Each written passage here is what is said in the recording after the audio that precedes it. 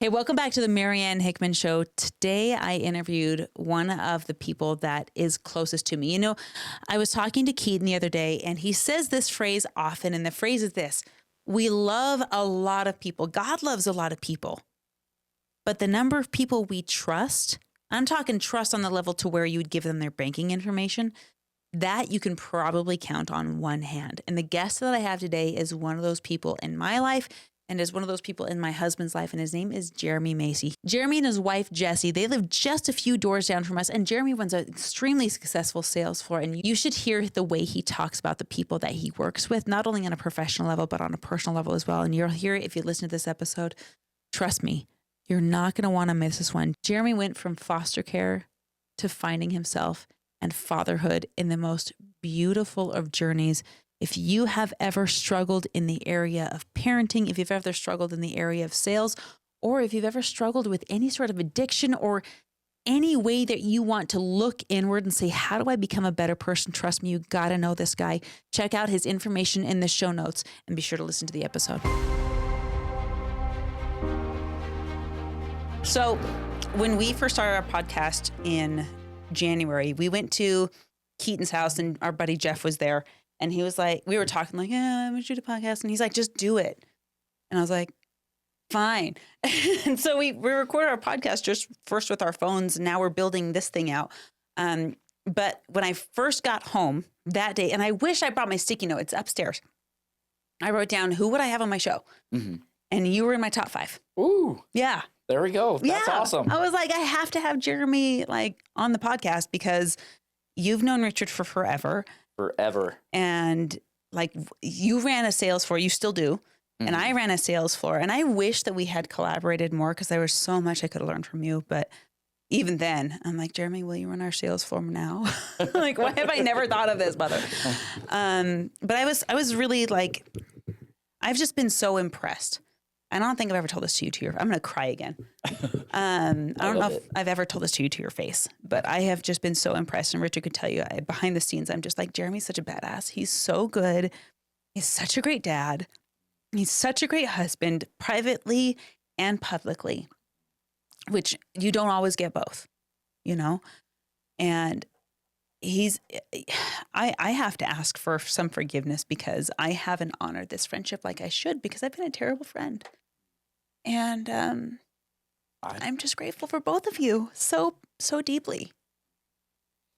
Well, thank you. I really appreciate that. Those were super kind words. And I don't think I feel like our friendship has been awesome.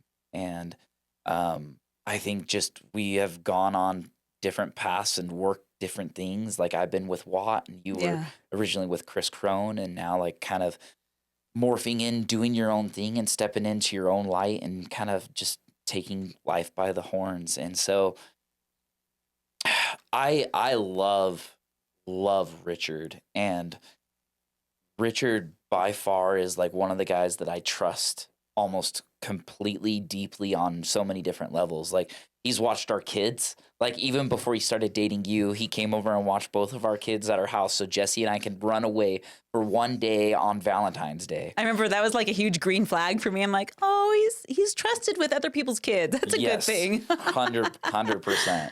So, and then just seeing like who you are, like you're kind of the girl version of me. And I think that's also a reason why like I find like what you're able to do with Richard and all of that is just expanded, and just seeing you guys flourish and be successful, and then us hanging out on Christmas, like that was so cool. Much fun. So much fun. I just posted that reel today. Oh, you did? Like, oh my gosh, it's so funny. I'm excited to see how that one goes. Oh my gosh. Well, I don't even care how it performs. It was just so fun. Yeah. And I keep promising to myself that we're going to do this more often and have game nights more often. And I'm just like, we just need to schedule it. 100%. It really is. It's like if it's a priority, you schedule it, right? Mm-hmm. And for us as entrepreneurs, like I've really stepped into entrepreneurism over the last 2 years. It's hard. Like, yeah, it's not for the faint of heart. No. I literally just saw this quote. Actually, Chris Williamson from the Modern Wisdom podcast. Love that show. He's amazing. Shout out, Chris. Yeah. He said on the podcast, like being a CEO is like staring off into the abyss and like one decision could destroy your whole company. And then not only that, you're always working in the problems. You don't have enough time to like celebrate the wins because you're just like staring off and like, okay, what problem do I need to solve today? And he likens that to chewing glass. Like, so sign me up. 100%. So it's like, it's so brave of you guys doing what you're doing. It's definitely nerve-wracking stepping into that realm and doing all of that. Really embracing the failures as being entrepreneurs, and then learning from the mistakes, and like always trying to find value. How much value can I provide? How much value can I provide? And I think what you guys are doing is only continuing to expand and explode. Like what Richard does behind the scenes, what you're able to do with your speaking gigs, like it's there's a lot of momentum. And I think this year was just one of those years that's just like, you got our asses kicked. Like it was just a hard year. Yeah. It was just like difficult as all get out. And so I'm excited for this upcoming year because I think there's a lot of optimism. There's a lot of good things headed our way. So just kudos to you guys for embracing that. Well, this year has been, I have to say, for me and my experience, and I don't know if I can speak for you, Richard can mic in on his own, but this year financially it wasn't as high as last year for us. Right?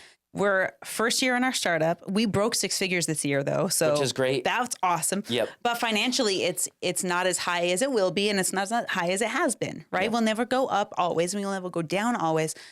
But I will say that this year has been way more fun. Yes. Way more fun than last year and the year before that. Like, holy crap, even though it's the bank account hasn't caught up yet. Yeah. Right? Because it's a startup. It will, but it's been like so fulfilling. Hey, what's up? Marianne Hickman here. Listen, I'm interrupting my own show because I want to give you something. Now, you guys all want to get on more stages. I've got a free resource for you of stages that are just clamoring for guests. They need guests on a daily, weekly, sometimes monthly basis. This is my podcast database. Now, what I'm going to do is have you go to mariannehickman.com/database. Once you put in your information there, I'm going to send this to you totally for free. Open up this database. You're going to click through it, find the next podcast that's relevant to your topic, hit the application button, show up on their podcast, get in front of their people, and share your content. Remember, mariannehickman.com/database. Let's get you unlocked. So you're thinking of starting your own podcast. Yes. And you've been talking about it for a while. I have been talking about it for a while. So kind of the premise of what my podcast would be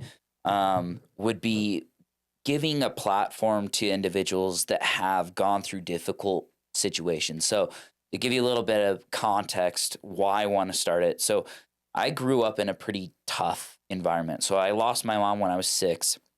And through that, my dad lashed out in abuse, would abuse us. And then we left my dad when I was like 8 years old, went and lived with my aunt and uncle who were also verbally abusive, alcoholics. And it was a very tough situation. We then left that situation, lived in foster care for a few years, which was it was way different. And that's when I was exposed to sex and all sorts of craziness. And then eventually my dad got his rights back. We went back and moved with him, but the abuse didn't stop. It wasn't until I was strong enough and big enough to stand up to my dad that the abuse actually stopped. So it wasn't until I was like 15 years old. So for me, like what I've been able to do and like your compliment that you said at the very beginning, like that is everything to me. Like being a great father and being a great provider, that is number one priority for me across the board, and also with my family, like just loving on Jesse and being there for Jesse. Like that starts there, because if our relationship is good, then I can actually show up better as a father and as a provider. So my thought process of why I want to do the podcast is I want to enable people to be able to share their stories, give them a platform to be able to share their stories, what they've gone through, the difficulty, because there's so many people, everyone has gone through stuff. You've gone through stuff. Yeah. All trauma happens to all people. Well, I can't say a blanket like that. I think everyone goes through trauma. It just has different flavors and colors, but it all feels the same. Yeah. You know? So you want to start your podcast to share the stories. And I was floored. My jaw hit the floor because Richard never shared your story on your behalf, right? Yeah. He allowed you to do that. And when I first heard, I think we were on Jimmy's show, right? Were you on Jimmy's podcast? I've been on Jimmy Rex's show. I've been on Dr. Hallen's show, which is The Naked Patient. And then I've also been on the President McCormick podcast, which is Mark McCormick's thing. And then I was just recently on Mason Sawyer's podcast, the 90-10 or 1090 podcast. And he talks about grief because he lost his wife, his brother, kids in a car accident. Yeah, I heard about that. Oh. And that just happened recently, like the last 3 years. And now he uses that as a platform to have people share their grief because grief never goes away. Yeah. It's like you a become phantom stronger. limb. Yeah. Well, you can. Yeah. And I think that's the pivotal thing because when you describe your circumstances growing up, and I know you just barely scratched the surface and you've shared a lot on other podcasts. That was the first time not only that I heard about it, but it's also the way that you have created your life so deliberately is so the antithesis. You had no example of what you've created now. No, nothing. You know, you're not living what you grew up. You know, your kids are nowhere near going through the foster experience that you went through. They're not experiencing anything that you went through. Where was your guidebook for this? Just live and learn. I mean, I've made a lot of mistakes. I've stumbled. I've fallen. I've gone through a lot of different changes in my life. And honestly, within the last 3 years, I would say like who I was 3 years ago to like the man I am today is completely different because I was on a different trajectory. And you've known me for at least the last 3 years. So I've seen that, but at the same time, I don't even know if it's fair to say a different trajectory from my perspective anyway. But what I have noticed is that over the last 3 years, there's been layers that have been like peeled off and you've only become a more authentic, genuine, raw, unmasked version of yourself. I think being authentic and vulnerable is a superpower. And that's kind of the antithesis of what Jimmy's program is with We Are the They, is really being in integrity, being authentic and being vulnerable. And yes, I'm stealing a little bit about what he does, but that for me was something that I always felt like an imposter. Actually, my first tattoo that I got was a lion, and I got it not because of lions, not sheep. Just wanted to throw that out Love you, Sean. But because I actually felt like an imposter. Really? And I felt like I didn't deserve any of the success because behind closed doors, I felt like I was failing. I wasn't making enough money. I wasn't being the provider that I wanted to be. I wasn't being the husband I wanted to be. So I always felt like I was stumbling. And over the last 2 years, I've actually realized men are kind of always feeling that. Like men are kind of always Richard's in that right now. sort of feeling. And it's like, that's something that wakes me up at night. It's like, am I doing enough? Like the demon at the end of my bed is like, did you work hard enough? Did you do enough? And I think for me now is I can sleep well at night knowing that, okay, I did what I needed to do. I did my best. And the question that I ask myself at the end of every day is, did I get a little bit better today? And if I can answer that honestly and truthfully and say that, yes, I did that, then I move on. And I know that each day, the little tiny things that I do every single day will add up and stack up to the life that I want to create and the life that I want to be and the person I want to be. And something I always thought that we had to do as men is that like there was some sort of secret, there was some sort of like knowledge that I was missing. That was actually one of the reasons why I signed up for Jimmy's thing. I was going to ask about that, yeah. Was because I thought like maybe if I got around or got in the right room with all of these guys that were successful and everything, would they share the secret of what success was? And what I realized it is just hard work. It's literally just doing the thing. Like, what's your to-do list? Did I check off my to-do list today? Did I actually accomplish? Because it's so easy to get distracted with technology. It's so easy to get distracted with phone calls or whatever. But something that I take from Alex Hermosi is really like focusing on how much time am I actually being productive and am I checking off that to-do list every single day? Well, and that's something that I have seen. Is that my phone that keeps going off? My phone's on silent. For me, that's been a pro and a con because it's crazy. My mom's journals are now in my sister's hands, and she's digitizing them, and she's like sending us snippets.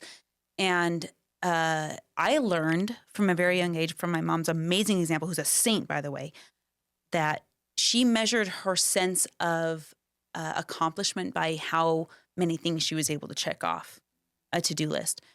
And I see huge benefits to that because if anything else, I mean, Richard and I know how to hustle, you know how to hustle, and we know how to check those boxes. But I also feel like that demon at the end of the bed can threaten us because it will always add 10 more things that we didn't get done. Yep. The work never stops. No, but there's the way that at least I have found, and you've probably found something similar, if not the same thing, is that there's this feeling of grateful, but still hungry. Mm. You know? Yeah. I had that moment today where this to-do list came up and all of the things I wanted to do, sometimes they don't match the things I need to do. And that's where I think I discover my own character, is what will I do when my wants don't match my needs? Mm. Yeah, I think you said something really crucial there was gratitude, right?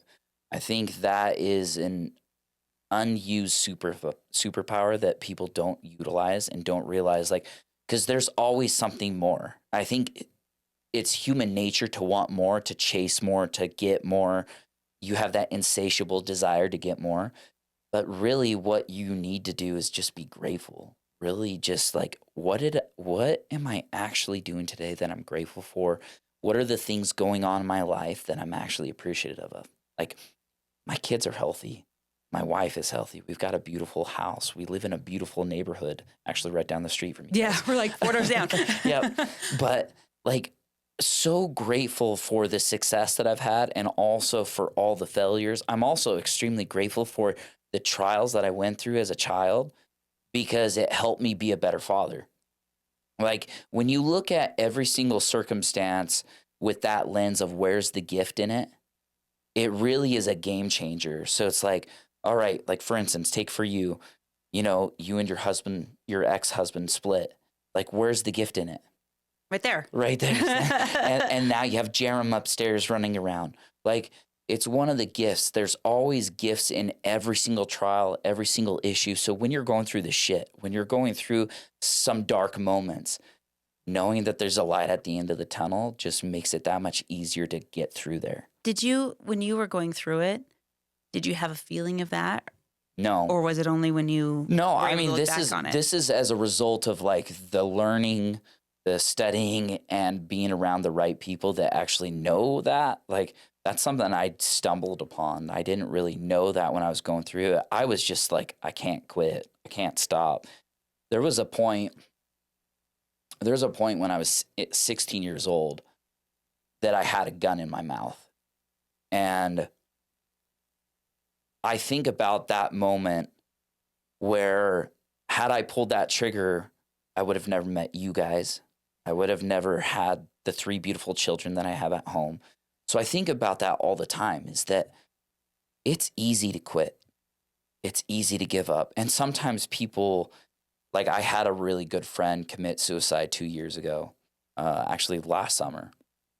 And it hit me really hard. I was really close with him, very close to him, like how I am with Richard. And I realized I kind of took that pain on myself, that I didn't reach out enough, that I didn't follow up enough, and so now what I do every single day is I try to reach out to 5 to 10 guys every single day, or 5 to 10 people, period, to just touch base. Like, hey, this is funny. Hey, this is what I'm doing, or checking in. How are you? Because you just never know when that last moment comes, and anybody you come in contact with, you just don't know what they're going through. And I think that's why it's so paramount to always be kind, always be grateful. And those are the things that I think you learn by going through the shit. Like, you learn to survive by going through it.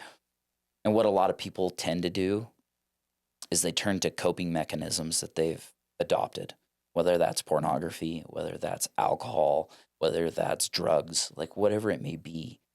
And so instead of trying to numb out, it's learning what tools do I need to get me through this next stage? What tools do I need to go through that? And I think therapy is a big help. With Like, the right therapist. with the right therapist. Yeah. Yeah.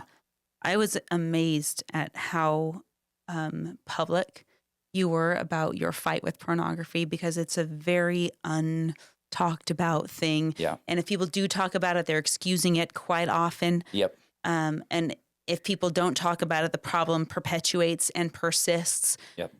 And I mean, in our friend group, nothing changed. Yeah. Nothing. Like, at least as far as I could see. Yeah. I mean, we all hung out together last week. It was really beautiful and really refreshing. And I reached out to Jesse and I was like, hey, how are you doing? Because I mean, having been on that same side of it historically, it's hard for everyone involved, right? Yep. I mean, what was going through your mind when you shared it publicly, knowing that your kids would eventually watch the show and deciding we're going to do it anyway? So for me, I think transparency is super important, right?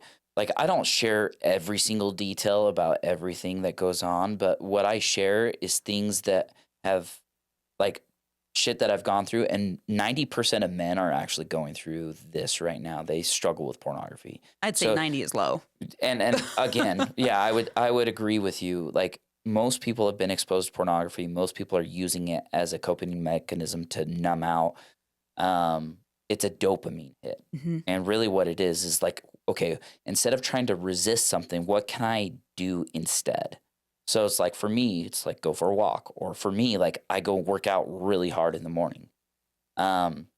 Gratitude, it's like the daily things that you do day in and day out. So my therapist, I actually found him through, I was researching, I was like, who can help me with like pornography and sex addiction? And so I found Autotherapy, which is actually in Linden. And his name's David Thompson. Shout out David Thompson. Innovation, he just split off and is doing his own thing now with Innovate. But he helped me get through a lot of that. But one of the things that we had to do is I had to go through a lie detector test. Really? And like polygraph, full hookups? It's actually eye movement. Oh, body language is awesome. Okay, tell me about this. Yeah, this. so what you have to do is you have to put your head in this like thing. So first off, you have to list every single sexual thing that you've ever done in your whole life. Which is step 4 of a 12-step. Because most men, they want to hide. They want to run. So that's part of getting overcoming pornography, overcoming sex addiction, is by being completely truthful about everything. So I even had to go down to I had to calculate how many hours I had spent on pornography or X, Y, and Z, and every sexual partner that I had from like when I first was sexual to the last. And then after I went through the polygraph test, which is the eye movement thing, which is they just read you prompts and they gauge like, okay, based on what you respond, yes or no, was this truthful? So they do a pre-test. And then they gauge like, okay, based on his eye movements, that was truthful. What's your baseline? Yeah. Yeah, what's your baseline? And then he's like, did everything that you disclosed to your therapist, was that true? And I was like, yes. And so I passed. Wow. And so then he brings in Jesse. And then Jesse and I and the therapist sit down. Jesse's my wife. Yeah. And we go through the whole sexual history. And my wife was more concerned about what had happened to me growing up than about what had happened to her by me going through the stuff that I had gone through. And I kept this hidden for our whole marriage. Like, she didn't find out until 12 years into marriage. So when I disclosed everything to her, she was more concerned about me. And I knew that was true love. I knew that there wasn't anything that I could do or say that would make Jesse run away. I knew that she loved me for who I was truthfully. It was one of the first times that I ever felt like truly seen, because I wasn't hiding it from her. And that's something I would encourage most men to do with their spouse, because then they know for a fact that they're actually truly loved. So when you can truly open up and share the deepest, darkest feelings that you have with the woman that you love, it really sets the stage to you to be able to do whatever, like to think about whatever, to talk about whatever with her. and know that your feelings and your thoughts are safe with her.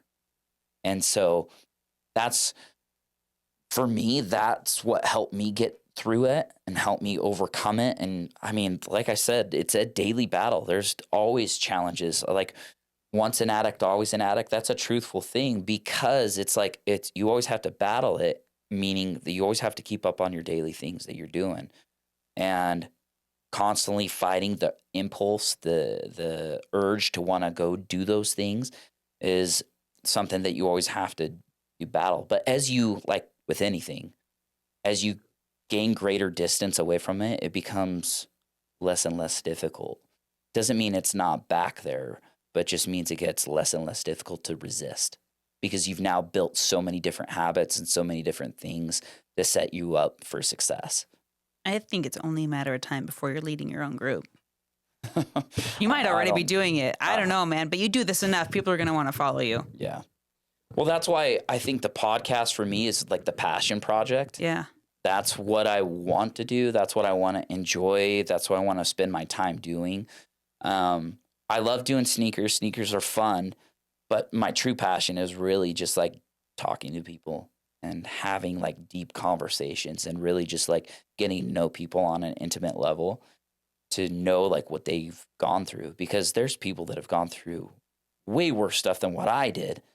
And there's people that haven't gone through as much as what I've gone through. But I think there's lessons by listening to a lot of people's stories. And that's one of the greatest, or one of the oldest things that we do as humans, is storytell. Mm-hmm. And that's one of the things that podcasting enables you to do, is to tell your story. And then your kids get to come back and listen to it. And for me, it's a digital journal. And so if I want to have a conversation with someone that's been through divorce, that's been through something difficult in their life, that is challenging themselves to improve day in, day out, be a better mother, be a better father, those are the type of people, those are my people, because that's what I'm striving to do day in, day out, and to be my best self every single day. There's that restaurant that's on State Street, that True Religion restaurant that that Jimbo owns. And have you heard about the story about this? Mm-mm. So he only employs ex-convicts. Oh, really? Yeah. That's awesome. All of his cooks, wait staff, everyone, they're all ex-convicts, because he believes in second chances. And when I met Jimbo, his energy reminded me of you on a very deep level. He named the restaurant True Religion for exactly that reason, right? And he actually heads up, and you might be interested in doing this, he heads up a group of people that goes into prisons and talks to people and like does motivational speeches, and you'd be killer at that. But what I was really thinking about is when I met your dad, he was living with you. Mm-hmm. Yeah. And he's, I mean, you might watch this, but he is already, I mean, he was there, he knows the story. He was the abuser. Mm-hmm. What on earth? That doesn't happen. Yeah. When you welcome your dad back into your home and live with you, that doesn't happen. That's not normal. Yeah. I would say that if you've healed from it, like, so from my perspective, is that my dad did his best, because I know how difficult raising children is. Like, raising children is so hard, and him doing it by himself after losing the woman that he loved deeply and truthfully and everything, and him going about this. And then not only that, he was prescribed antidepressants and was taking multiple antidepressants to try to overcome depression and all of that from losing your spouse. It made him psychotic. It made him crazy. So in my heart, I gave him a little bit of grace, because even though he wasn't a perfect father, he did teach me how to sell. He did teach me how to work my butt off. Like, I had to earn everything that I got in my life. And, fault my dad for his shortcomings. And I think everyone has them. And so we're not getting out of here without I them. choose to love the man that he is instead of the man that he was. And so when we saw my dad and my brother struggling big time, They lived in an apartment that was trashed. There was black mold. There was all sorts of stuff, and they were living in this. And it was the same apartment that I grew up in. So they had been living in these terrible conditions, and I was like, you know what? Let's just be done. So I drove up to Rexburg. We gutted their apartment, threw away probably 3 truckloads. Oh my gosh. And then helped them move down, had them live with us for about a year. And then that's when Jesse was like, hey, let's have them go out on their own.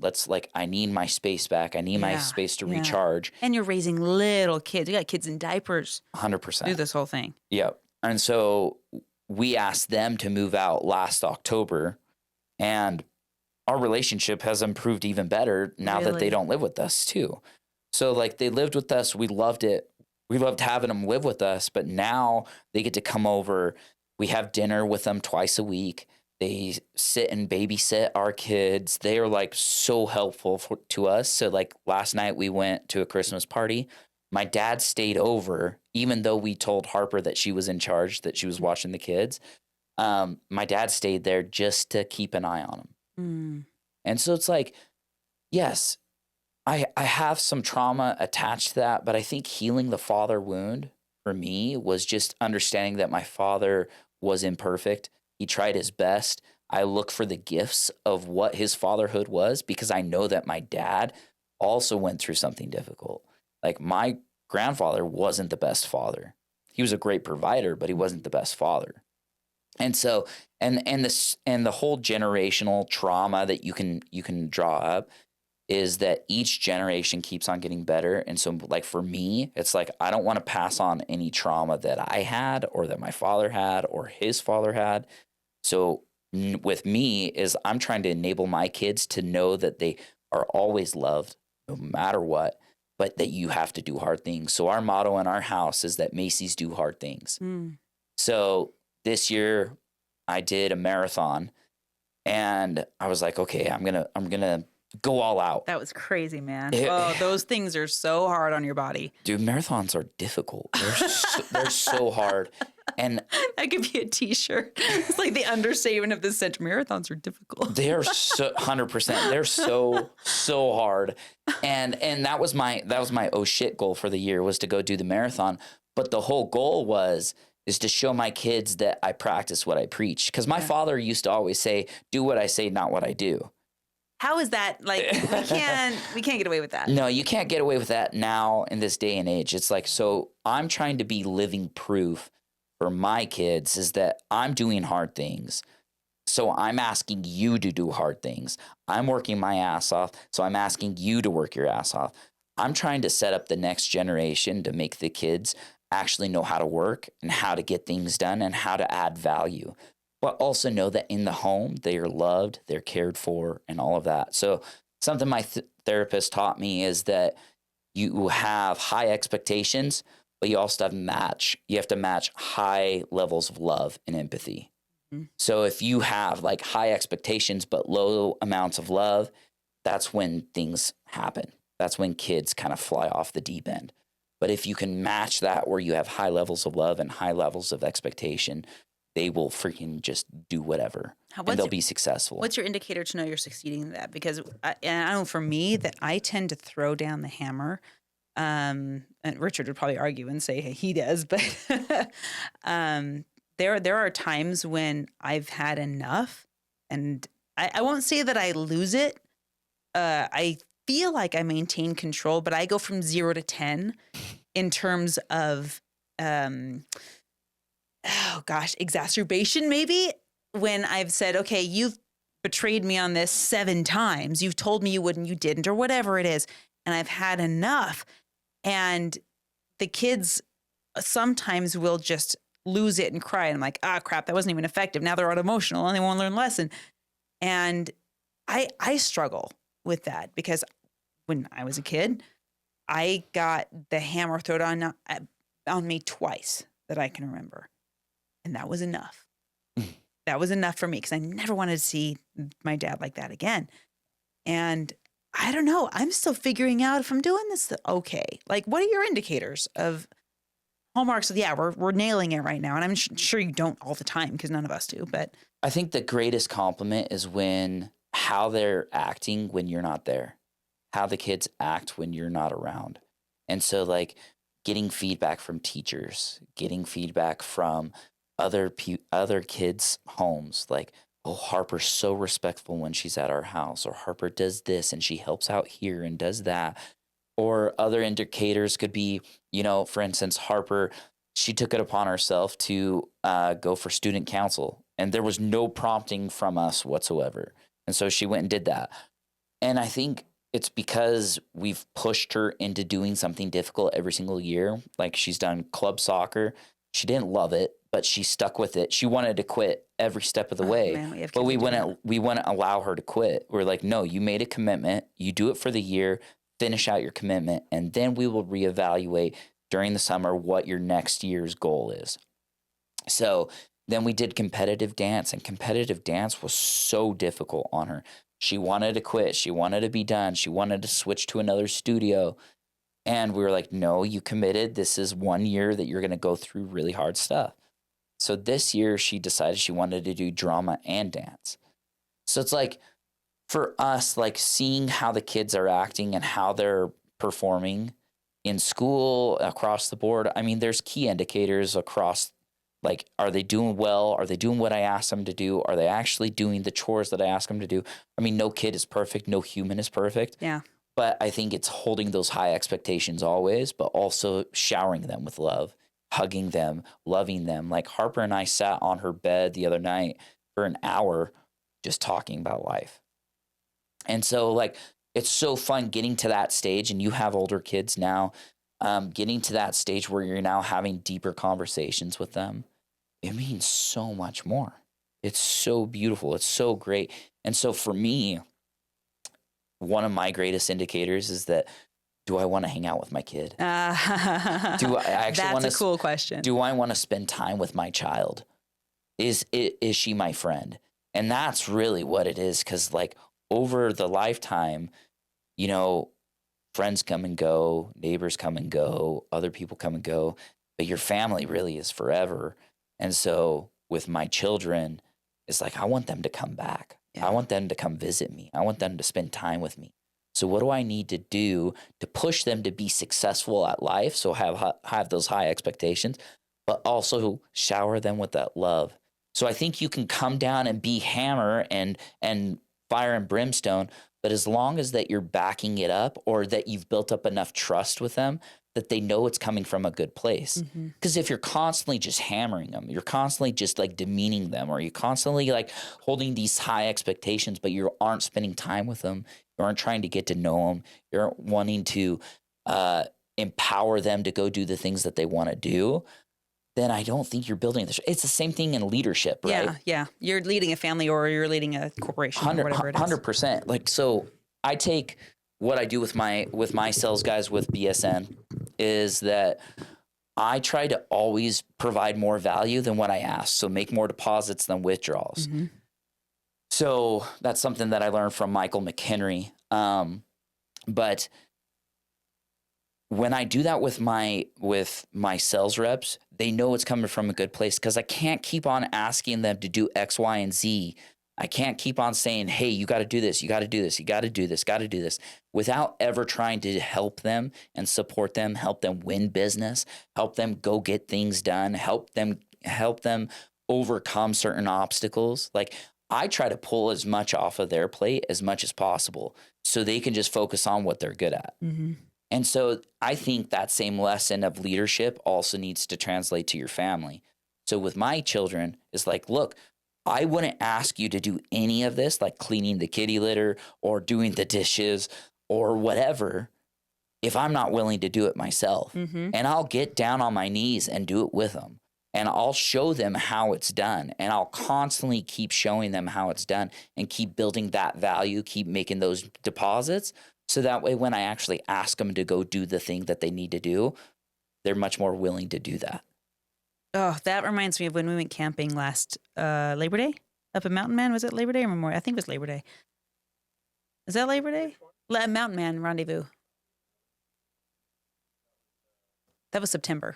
Just a couple That months was the ago. Mountain Men Rendezvous. Yeah. Okay. So Labor Day. I tried this thing, and it's what you're talking about is, so we have a blended family. So our kids are with another set of parents a third of the time, basically. And we have seen how it's got pros and cons. The cons are that they have sometimes conflicting viewpoints, right? And it's not necessarily the difference between right and wrong. It's just approach. I think fundamentally we can agree on right and wrong in majority of cases. But the pros are they get a menagerie of approaches and they get to handpick. So we were encountering a challenge when we were setting up camp for the rendezvous. And I knew this was going to be an issue. And I was like, it's hot. This is heavy stuff. We have to set up. There's no air conditioning. It's sucky out here, right? And now I have to get the kids to help. And so seeing the battle coming, I tried a different approach. And I said, okay, Dave, you're in charge of camp setup. What do you want me to do? And it flipped everything on its head. He's like, I'm in charge? Me? And I was like, yeah, put me to work. What do you want me to do? And he's like, suddenly, like this opportunity for leadership. He was like, okay, put the bed together and I'll put this bed together. And I was like, oh my gosh, this worked. And I wanted to tell the whole world about it because it was this moment of giving him a shot and giving him a chance. And it reminds me of what you're talking about, just helping them succeed, getting in the dirt and doing it with them, leading from the side, not necessarily from the front. Yes, you're leading by example and not leading from behind and making them jump off the cliff first, but leading from the side and saying, we're in this together. Yeah. Yeah. Have you heard the story of where the alpha is in the pack? Oh, the wolves? The wolves. Remind me. I've heard about it, but I don't remember. So a lot of people think that the alpha is the one out front leading the pack. And he's actually the last one in the pack bringing up the rear. And he's always with the last person and helping them move the pack so no person is left behind. And I think that's such a valuable lesson is that like you have to meet your children where they're at and get down to their level and then call them up and help them rise. And you keep on loving them, supporting them, and keep pushing them because they're going to love and respect you. They're going to love you more by being willing to actually be humble and to let go of that ego because we all have ego, right? Oh, we all do. Yeah, to varying degrees, but we all have it. 100%. Like you want to slam your fist down and say, I'm the parent. But because I said so. Because I said so, I want to say is because I'm doing so. Because I'm actually doing the work. Wow. Yeah. Because I'm actually doing the work with you. I'm by your side. I'm here to love and support you no matter what. But I'm asking you to do better because I'm doing it alongside you. I think sometimes we need to point that out to them. 100%. You know, we've seen it a lot in our parenting where we will step in and we believe we're leading from the side. But we're not saying that we're doing it. We're just doing it. And so it goes off the radar. Yeah. It goes right over their head. Yeah. They're just like, oh, I'm just getting some extra help right now. Yeah. Yeah. And I think and I've said this before, and especially in terms of sales, I think everything is sales. Parenting is all sales. Yeah. We're just pitching ideas, right? Yeah. It's this art of I don't like the persuasion word, but the influence, the art of influence, and saying, before I help you, what would it be like if I helped you? And packaging it that way. Do you find that too? Like you have to package it so they know exactly what's happening? Yeah. I think asking them questions to cause them to think, to not just blindly like, hey, this is what I'm doing. Hey, how would you do this? How do you want to do it? So something that my wife, by the way, is a phenomenal parent. She's a saint. I've love learned her. so much from Jessie. She was raised with great parents too. Yeah. Like she, I think you tend to find someone that hasn't had as much trauma as you do, or at least in my experience, I've noticed that is usually there's one parent that's gone through a lot of hard stuff, and you have He's another just looking at me. I think we've both been through a lot. Yeah, Yes. different traumas. different problems. We And I think- messed up in different ways. Yep. So Jessie was always loved. She never had to do anything to earn that love. And for me, I always had to earn the love. I always had to earn the attention.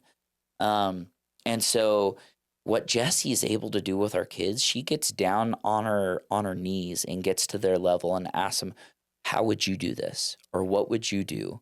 And so like right now, our oldest is always fighting with our 6-year-old. Our 6-year-old tends to fight with everyone. But Penny. What? I know. Tiny like a penny, but she fights like a freaking bear. She's like every day, every Sunday at church, she's like, hi, Marianne. She's like the sweetest thing. She is very sweet, but behind Put that girl in closed debate. doors, she is ferocious. She is so amazing though. She's my kind-hearted. Like yesterday, she knocked on my door in our office. She's like, Dad, can I just cuddle with you? And I was like, okay. Everything else is not important. 100%. When you get that question. 100%. But with our children is we'll ask them, okay, how would you solve that problem? Instead of us being helicopter parents, instead of us trying to solve problems for them, we're now causing them to critically think. Because really that's what it boils down to, is teaching your children how to critically think. Mm-hmm. Because if they can critically think and get out of their emotions where you just want to lash out, and you want to take your ball and go home and cry. Like, no, how are you going to solve the problem? And that is something that you have to set your kids up for success, because they have to learn to be able to think. They have to be able to solve their own problems. And that's what I'm trying to do, is trying to create problem solvers with my kids. Yeah. And I think it all comes with age. It all comes with time. Their brain, and also understanding that their brains aren't fully developed. So you might say something 100 freaking times, but they don't pick up on it. So you just keep on repeating. You keep on teaching the process. And I think that's something that's beautiful about technology, which is why I use it, is I use Instagram as like my digital journal for my children. So a lot of like what I'm talking about, like sometimes I might come across preachy or whatever, but really it's like I'm talking to my children, because I want my kids to go back and be like, you know, Dad on December 18th was talking to Marianne about life and the pursuit of happiness and children and all sorts of stuff. Man, he really shared some deep, dark secrets. Like, man, and it humanizes us. And I think children need to understand that we're not perfect either. There's no guide to being a great parent. There's no guide to being a great leader. Yeah. Like, you can learn from other examples. And that, I think that's why studying history, studying biographies is super important.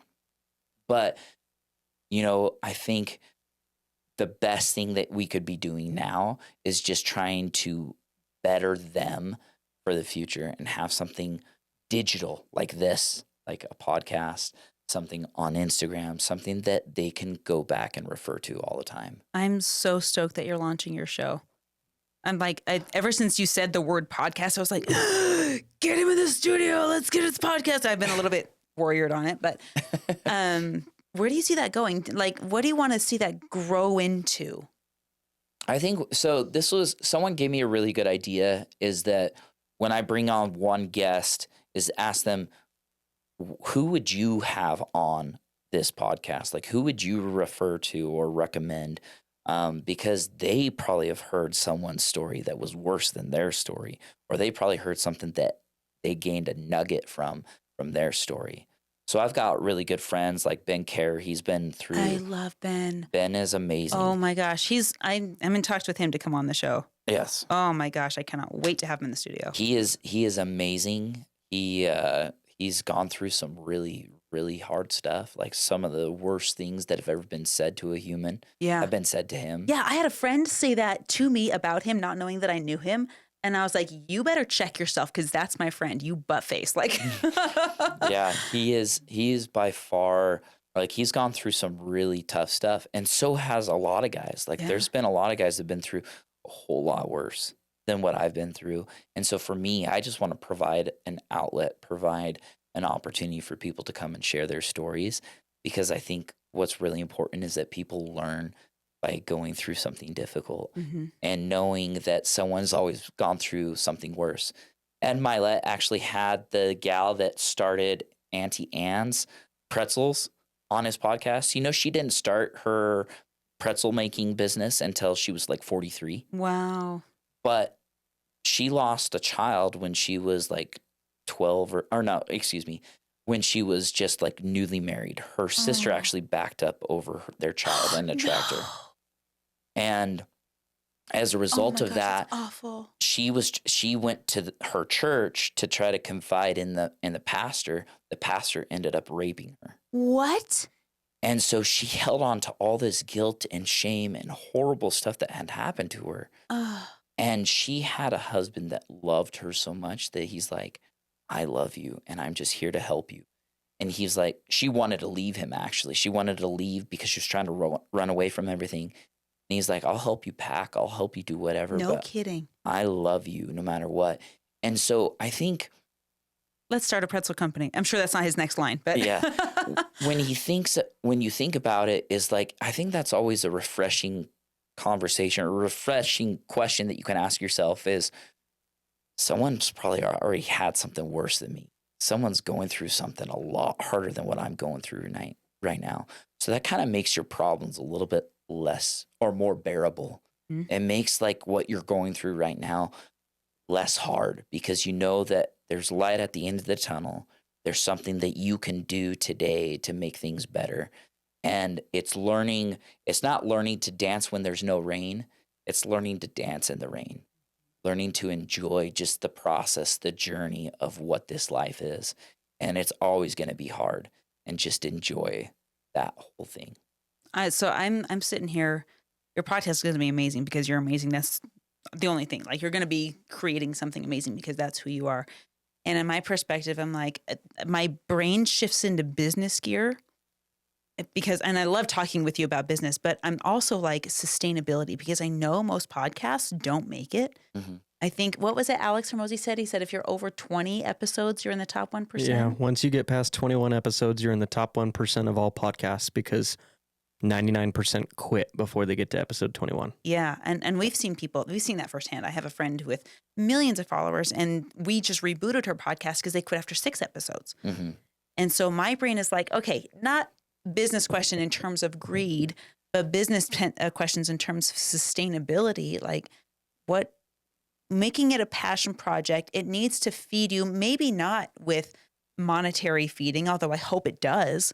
Mm-hmm. But how does that, other than interviewing amazing people, if you keep doing that and keep doing that, is that the only fulfillment? Is that enough fulfillment to keep it going? Are there, are you wanting to start a men's group? Are you wanting to write a book? I hope you do. Plug. Like, what's like, because you're so full of things that I want to share with everybody. Like, if I have a collection of amazing individuals that I keep on my keyring, and they're like my secret weapons. And if I ever introduce Jeremy to somebody, which is what I'm doing right now, I'm revealing one of my most valuable assets, resources, whatever, like part of myself, this relationship with the world. And selfishly, I'm like, how do I get Jeremy in front of more people? Because what he has is so good. And you're blessing so many people. And if anyone could just watch you be a husband or watch you be a dad, especially knowing what you've been through, like, it's gonna save lives, Jeremy. Like, so how can I help you blow up is my question, I guess. I don't know. Yeah. I think for me is that I do entrepreneurism because I want to be a provider. It's not that I'm chasing a dollar amount or anything, even though it is a motivator. Sure. I think for me is chasing freedom. Yeah. And so the way I look at finances and that aspect is just having freedom to do this. Yeah. For me, this is what's fulfilling. For me, like, so I didn't leave the church. I just stopped going to the LDS church back in 2018. I want to do a whole nother episode on that. We can talk a whole lot about, because me and Jessie are living in a mixed faith marriage. She's still practicing LDS and I'm not. But somehow we make it work. You do. It's beautiful. I got to introduce you to Alton, by the way. Yes. The beautiful thing for me is that I get fulfillment by sharing stories and by hearing other people's stories. Because it moves people. It moves people to actually want to make a change. It moves people to actually want to take action in their life.